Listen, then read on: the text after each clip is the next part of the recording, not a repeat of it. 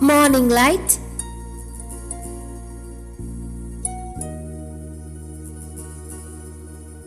Numbers chapter 1 verses 1 to 5.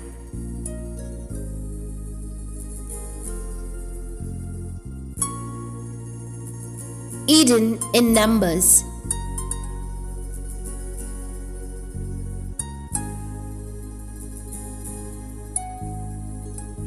There is one more design hidden in Numbers chapter 1 verses 1 to 5. God is not only starting a census, He is showing a pattern that was already written at the beginning, in creation and in the Garden of Eden. When we compare these words carefully, we begin to see that God builds His people the same way He built the world. The first book, Genesis, shows the foundation. Numbers show the same foundation applied to a redeemed nation. And for the new creation, this pattern becomes a spiritual map for how God forms us today. Numbers 1 begins with the words, Yahweh spoke. This is the first key. The journey does not begin with human ideas, it begins with the voice of God. In the same way, creation began with God speaking. Again and again, Genesis 1 repeats, and God said, and what He said became reality. Light came, order came, life came, boundaries came, and purpose came. God did not build the world by struggle, He built the world by His word. This is the same pattern at Sinai and in Numbers. Before Israel moves, God speaks. This teaches that God's people are never meant to live by impulse. They are meant to live by the word. It also teaches that the new creation begins by the same power. Faith comes by hearing the word, and we are born again by the living word. When Yahweh speaks, a new beginning starts. Numbers then says, Yahweh spoke to Moses. Moses is not only a leader, Moses is a mediator. He stands between God and the people. He receives and then He delivers. He goes up and He comes down. In creation, Adam also receives instruction directly from God. God did not create Adam and leave him without direction. God spoke to him, placed him in the garden, and gave him commands and boundaries. Adam was meant to live by God's word and to shape life under God's rule. Moses received God's word to shape Israel. Adam received God's words to keep the garden and walk with God along with Eve.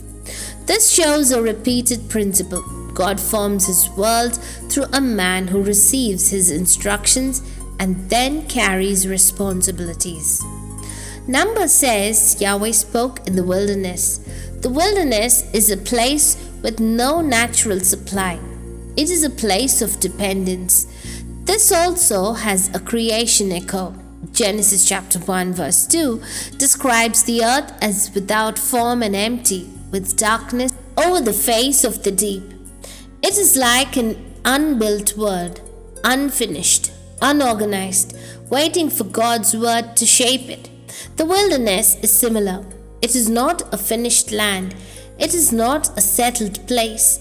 Just as God brought order out of the formless earth, He brings order out of a wilderness people.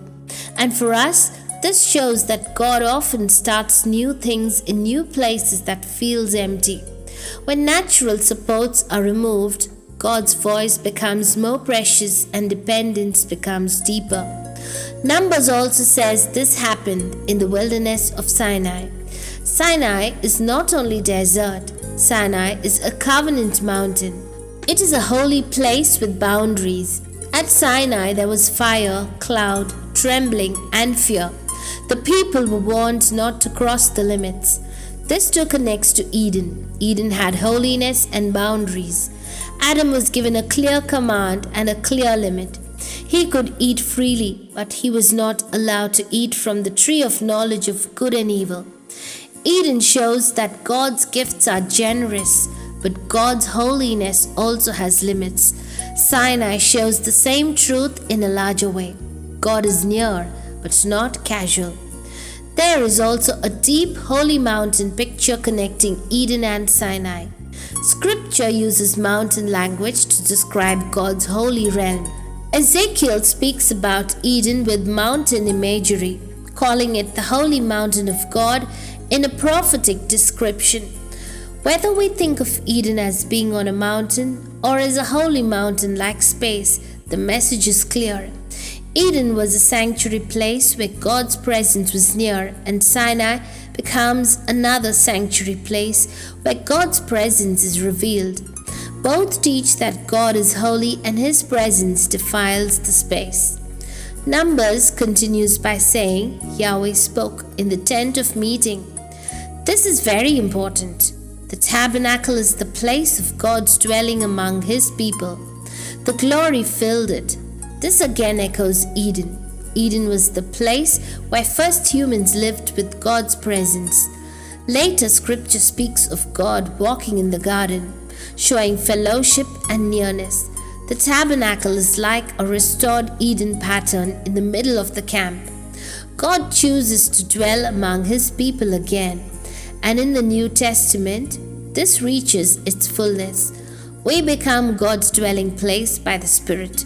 So, Eden points forward to tabernacle, and tabernacle points forward to Christ and the church. Numbers also gives a time marker on the first day. This matters because creation also begins with day 1. God forms time with structure. In Genesis, God separates light from darkness and calls the light day and the darkness night. Time begins with God's order. In Numbers, God speaks at an appointed time in an ordered calendar. Israel is being trained to live by God's times and God's rhythms. This teaches that spiritual life is not meant to be random. God gives patterns, seasons, and appointments. And for us, it reminds us that God is not only Lord over our worship moments, He is Lord over our days, our weeks, our habits, and our rhythms. Now we come to the command in Numbers chapter 1 verses 2 to 5, where God tells Moses to count the warriors by their clans and families, with leaders assisting. This too has echoes in creation. In Genesis, God separates, names, and orders. He separates light and darkness, what is above and what is below, sea and land. He gives boundaries, roles, and purposes. In the same way, God separates and orders Israel. They are counted by tribes, clans, and families. Roles are established, leaders are appointed. This is not human organization only. It is God bringing form to a redeemed people, just as the world moved from formlessness to order. Israel moves from slave crowd to ordered nation. And just as Adam was given responsibility to tend and keep the garden, Israel is given responsibility to march, guard, and carry God's presence.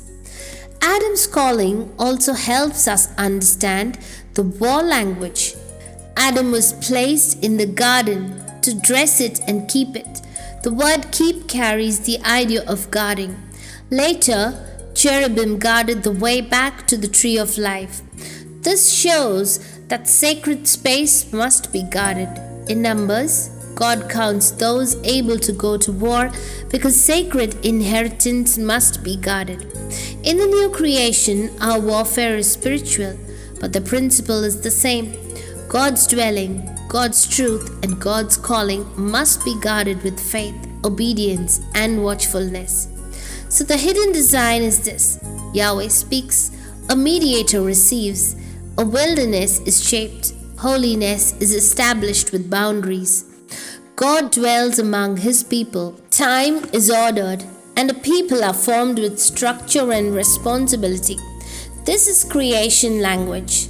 This is Eden language. This is Numbers language. And it is also the language of the new creation.